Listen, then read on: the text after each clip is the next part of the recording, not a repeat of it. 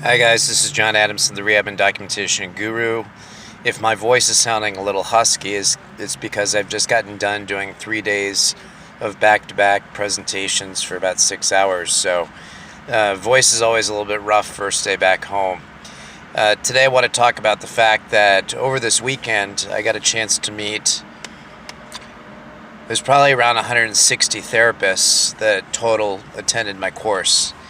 And on each day, I found out that my concerns that I raised a little bit ago with the previous video, that therapist jobs in SNFs might be cut. And lo and behold, found out from another number of individuals that indeed there were job cuts. I met one therapist. She said in her building alone there were 4 therapists cut, and about the same number of rehab techs were added. Another therapist, her agency, told the therapist that the next day would be the last day they'd be working for that agency, and that agency closed. Just like that, just totally stopped. And then I heard similar reports from a lot of other therapists. So we are seeing the realization that PDPM is making some pretty significant cuts. Sorry about the ambulance in the background. Well, that's what happens when you have the windows open and you're near a city. So anyway, this video is just confirming, if you're hearing reports of layoffs in SNFs, job cuts, consistent with my previous video on all the rehab tech and restorative nursing positions that had opened up, it is true. It is definitely true. And so what might you want to do? Where might you want to look? Well, from what I can tell, and I may be wrong, but I think this is truly the case, home health is still thriving. And so if you've thought about home health in the past, I would encourage you to check it out. It's not always great. Like, home health can lead to long hours. I've worked many a long day. Paperwork is, if you think paperwork in a SNF is long and takes a while, home health probably has it beat.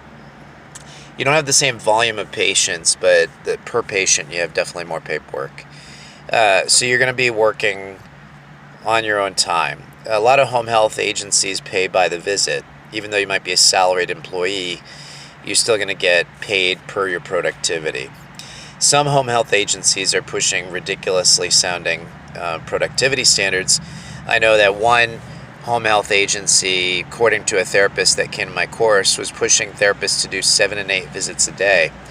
And that was with also a fairly significant driving radius. So that's really a lot. She said that she was falling asleep at her computer at midnight each night. Not a good situation.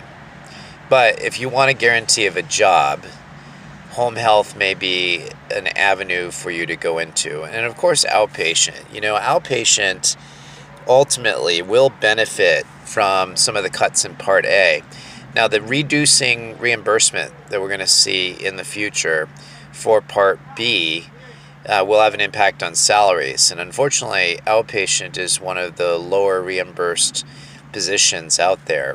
But if you're talking about job security, home health and outpatient might be the avenue for you to look at.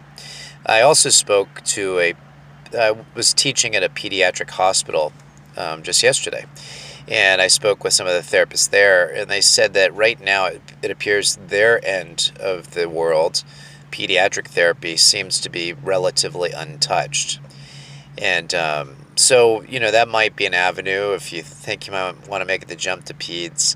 Of course, again, they generally do get paid less. So the highest paying jobs were SNF jobs, and that's changing. That's going to keep changing likely. And so anyway, if you're concerned about job security, I would check out home health and outpatient. Anyway, I hope you find this helpful. If you're kind of wondering what's going on with the industry, I've got a chance to talk to a lot of therapists, and I pay attention to job postings and trends in jobs and whatnot. And so I think I've got a decent perspective. Who knows? Anyway, take care. God bless. Have a great day.